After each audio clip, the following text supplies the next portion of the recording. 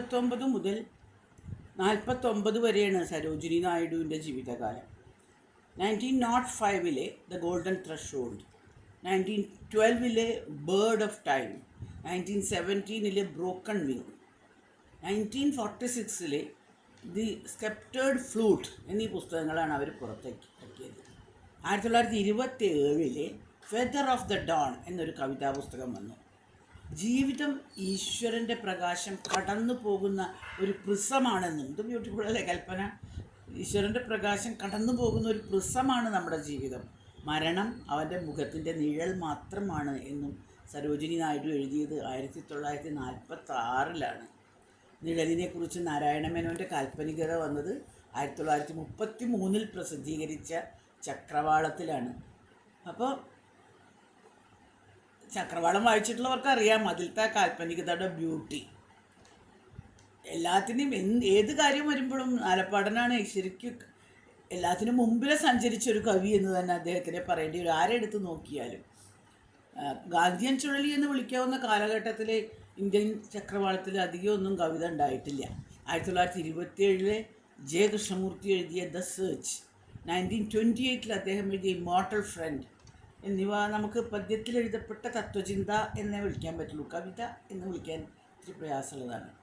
അദ്ദേഹത്തിൻ്റെ ആദ്യ കൃതിയായ at the feet of my master എന്നൊരു പുസ്തകവും ഏതാണ്ട് ഇതുമാതിരത്തെ ഒരു ഫിലോസോഫിക്കൽ പോയമാണ്.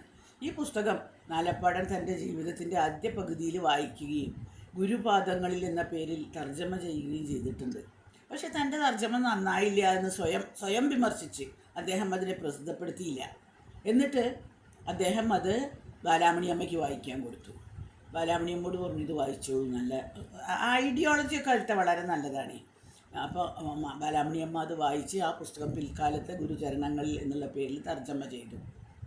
അങ്ങനെ ഈ പദ്യത്തിൽ എഴുതിയ തത്വശാസ്ത്രം, അതായത് വേഴ്സിഫൈഡ് ഫിലോസഫി എന്നതിൽ നിന്ന് തത്വചിന്താപരമായ കവിതയിലേക്ക്, ഫിലോസഫിക്കൽ പോയട്രി എന്ന തരത്തിലേക്ക്, വ്യത്യസ്തമായ ശൈലിയാണത്.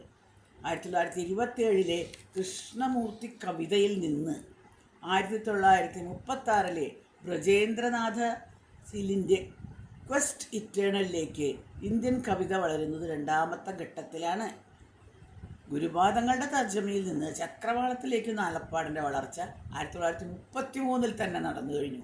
അപ്പോൾ കാലഘട്ടത്തിന് കൂടെയോ പലപ്പോഴും മുന്നിൽ തന്നെയോ തൻ്റെ ടോർച്ചും മിന്നിച്ച് എപ്പോഴും നടന്നിട്ടുള്ള ഈ നാട്ടിൻപുറത്തെക്കാരനവരെ തേടി എന്തുകൊണ്ട് അംഗീകാരങ്ങൾ വന്നില്ല, എന്തുകൊണ്ട് വന്നില്ല എന്ന് ചോദിച്ചാൽ 2-3 കാരണങ്ങൾ പറയാം. ഒന്നാമതായിട്ട് അദ്ദേഹം മലയാളത്തിൽ മാത്രമാണ് കവിത എഴുതിയത്, ഇംഗ്ലീഷിൽ എഴുതിയിരുന്നില്ല.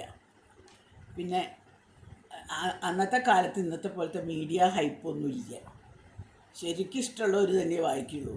അല്ലാതെ ഇങ്ങനെ എന്താ പറയുക, എല്ലാ സ്ഥലത്തും ഇങ്ങനെ ചെറിയ സോഷ്യൽ മീഡിയയിൽ ഇട്ടിട്ട് പ്രസിദ്ധി നേടുക അതൊന്നും അന്നില്ല. ഇതൊക്കെ കാലം വളരെ മുമ്പത്തെ കഥകളാണ്. പിന്നെ മാതൃഭൂമി എന്നുള്ള സ്വന്തം കവിതയിൽ അദ്ദേഹം തന്നെ പറയുന്നത് പോലെ നാമം പൊങ്ങാൻ ആശിക്കാത്ത തികച്ചും ഭാരതീയനായ ഒരു കവിയായിരുന്നു അദ്ദേഹം. അങ്ങനെ നാമം പൊങ്ങാൻ വേണ്ടിയിട്ട് ഇതൊന്നും ചെയ്യാൻ അദ്ദേഹം തയ്യാറായിരുന്നില്ല. മൂന്നാമതായിട്ട് മലയാളികളും മലയാള ഭാഷയും അദ്ദേഹം ഉൾക്കൊണ്ടത് അത്രയ്ക്ക് ഉൾക്കൊള്ളാനും അത്രയ്ക്ക് കണ്ട് മനസ്സിലാക്കാനും അന്ന് വളർന്നു കഴിഞ്ഞിരുന്നില്ല. പോപ്പുലാരിറ്റിക്ക് വേണ്ടി കവിത എഴുതാൻ അദ്ദേഹത്തിനൊട്ട് ശീലവും ഉണ്ടായിരുന്നില്ല.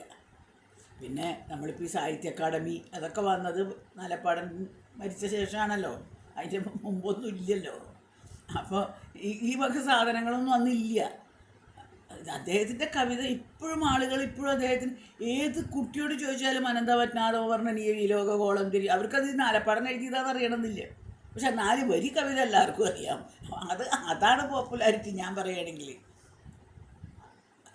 അദ്ദേഹത്തിൻ്റെ കവിത എല്ലാവരും അപ്രീഷിയേറ്റ് ചെയ്ത കവിതയാണ്. പക്ഷേ അവാർഡുകൾ അതൊന്നും അങ്ങനെ കിട്ടുന്ന കാലത്തല്ല അദ്ദേഹം ജീവിച്ചത്. അങ്ങനെ ഒരു ഫാൾസ് പോപ്പുലാരിറ്റി ഒന്നും ഉണ്ടാക്കണ കാലത്തും അല്ല ജീവിച്ചത്. അത്രേ അതിനൊരു ഉത്തരം പറയാനുള്ളൂ.